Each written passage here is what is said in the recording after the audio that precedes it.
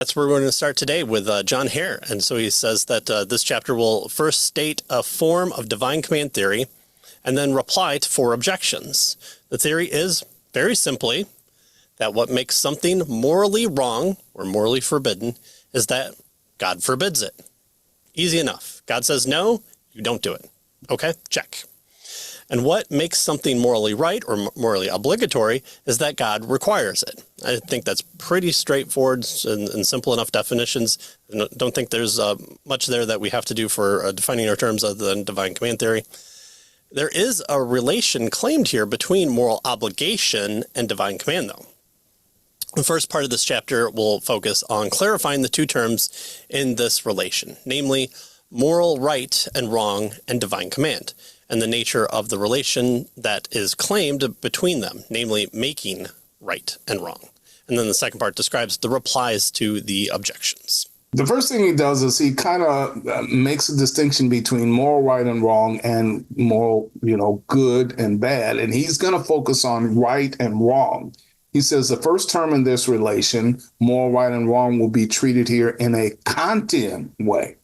And so there's, no necessity about this, though. He says, he could have a divine command theory about moral rightness and wrongness constituted in a utilitarian way, for example, or a virtue ethics way.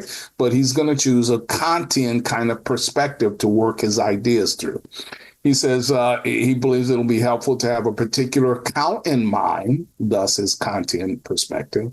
And Kant's account is appropriate because Kant teaches throughout his published work that we should recognize our duties as God's commands. So although Kant isn't a technical divine command theorist, right?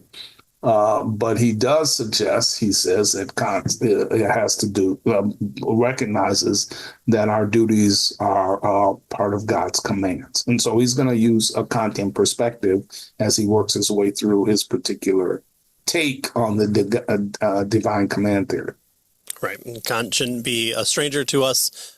We've mentioned it a number of times on the show that kind of the tag model, the transcendental model comes initiated from him, that people like Van Til and Bonson would then go on to redeem for the glory of God. So that's where kind of the person that we're taken from here. All right, well, the theory posits an essential relation of moral right and wrongness to God's command. Seems pretty appropriate for what he's wanting to do here.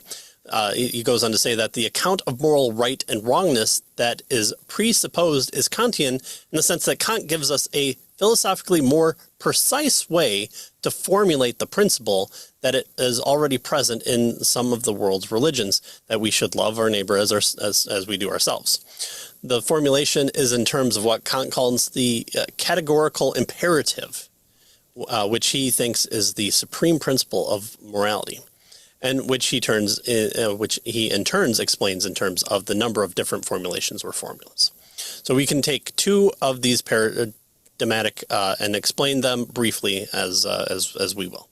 Right. And so what he does now is just real brief, talks about these two formulations that Kant gives us of the categorical imperative so that everybody's on the same page. And so he says the first formula is that if the prescription of an action is to be morally permissible, we have to be able to will that prescription together with the reason for it as a universal law. So, we generally think of this as the universal law kind of perspective to Kant's categorical imperative. We have to be able to will the prescription, the command, as a universal law. He tells us that Kant holds that it is inconsistent to will an end or goal and will the destruction of a required means to that end.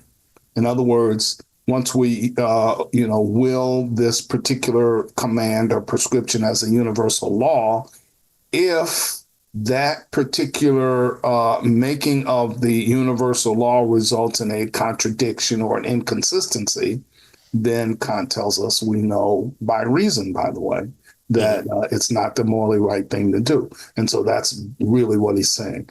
He says, then Kant gives us the example of a false promise, right? A promise the agent does not intend to keep. And notice he says it is inconsistent to will as a universal law the prescription of a false promise to pay back a loan so as to get the money without subsequently having to give it back.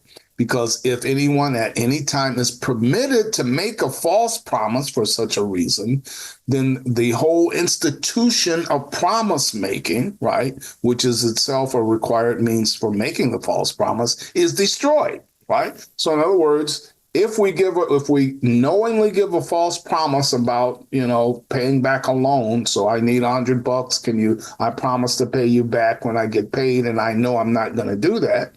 What he says is the whole institution of promise making is destroyed. In other words, a false promise is really a promise that's not a promise. Right. And so it's inconsistent and contradictory. And so we know that it is not the morally right thing to do. Mm-hmm. Right. And so that contradiction aspect, again, will be familiar for those of us who have looked at the transcendental argument there too. All right, so that's the first one. And the second formula is that if the prescription of an action is to be morally permissible, the agent has to treat humanity, whether in herself or in any other person, always at the same time as an end and never merely as a means. To treat a person as an end and not merely a means requires at least sharing his purposes if the fulfillment of those purposes is affected by the agent's action, and if those purposes are themselves morally permissible. All right. So what does all that mean? Yes. So what he's doing now is just, this is kind of the second formulation of Kant's categorical imperative. This is the persons as ends formulation. And, as Kant says, we basically Kant argues that we shouldn't use people because, again, for Kant, reason is the basis of morality. And so people are reasoning creatures, and therefore we, as reasoning creatures, have value because we determine what is valuable.